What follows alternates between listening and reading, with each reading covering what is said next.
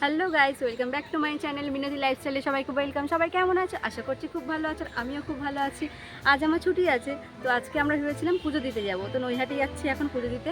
চলো, এই যে আমরা দুজনে এখন বেরিয়েছি, নৈহাটিতে যাচ্ছি এখন দুজনে, আরও অনেকে আছে। এরপর আমি টিকিট কাটতে যাচ্ছিলাম, আর ওদিকে রবিনা ধ্রুব পেছনে ছিল, তাই আমি আগে টিকিটটা কেটে নিয়েছি। তারপর এই ট্রেনটা ওঠার পর শুনলাম ট্রেনটা বালিগঞ্জ পর্যন্তই শেষ, তারপরও যাবে না।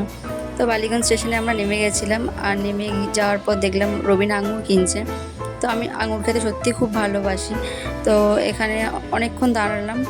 তারপরে দেখলাম আবার ট্রেন এসছে। তারপর আমরা নেমে গেছিলাম শিয়ালদা স্টেশন, আর আমরা একটু এগিয়ে যাচ্ছিলাম ট্রেন ধরবো বলে। আর ট্রেনে উঠে পড়ছি, দেখো বসে আছি, ভালো লাগছে না, কারণ ট্রেন লাইনে কাজ চলছিল। আর আমার একদম ভালো লাগছে না, কারণ অনেকটা দেরি হয়ে গেছিলো মন্দিরে যেতে, পুজো দিতে। তারপর শেষমেশ আমরা নৈহাটি স্টেশনে নামলাম, আর নেমে আমরা একটু এগিয়ে যাচ্ছিলাম। আর মন্দিরটা খুব কাছেই ছিল, স্টেশনের কাছাকাছি।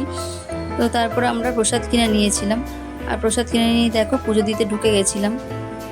সেটা তোমাদেরকে দেখাতে পারিনি, কারণ এখানে ভিডিও করা অ্যালাউ ছিল না। আর লুকিয়ে লুকিয়ে একটা ফটোও তুলে নিয়েছিলাম। আর মন্দিরের পাশেই দাদাটার দোকান ছিল, এখান থেকে আমরা প্রসাদ কিনেছিলাম। আর রবিন সবাইকে পুজোর পরে প্রসাদ দিচ্ছিল। তারপর চলে গেছিলাম ব্রহ্মময়ী মায়ের মন্দিরে। এটা ঠিক ফেরিঘাটের উল্টো দিকে একটা গলি আছে, সেখানেই। তো আমরা এখানেই গেছিলাম। মন্দিরে আরতি দেখে প্রসাদ খেয়ে আমরা গেছিলাম ফেরিঘাটে। আর ফেরিঘাটে এসে এই দাদার থেকে নিয়ে নিয়েছিলাম ঘটি গরম। আর ঘটি গরম খেয়ে আমরা একটু গঙ্গার হাওয়াও খেয়ে নিলাম সাথে। তারপর আমরা এখান থেকে চলে গেছিলাম ট্রেন ধরবো বলে। আর আমরা ওভারব্রিজে অপেক্ষা করছিলাম, কত নম্বর প্ল্যাটফর্মে ট্রেনটা দেবে বুঝতে পারছিলাম না। তো ফাইনালি ট্রেনে উঠে পড়েছি আমরা। আর ট্রেন থেকে নামার পর আমরা এগিয়ে যাচ্ছিলাম, আবার লক্ষ্মীকান্তপুর ধরেছিলাম ওখান থেকে বাড়ি আসার জন্যে। ভিডিওটা এখানেই শেষ করছি। ভিডিওটা ভালো লাগলে লাইক, কমেন্ট, শেয়ার, সাবস্ক্রাইব করে দিও। টাটা।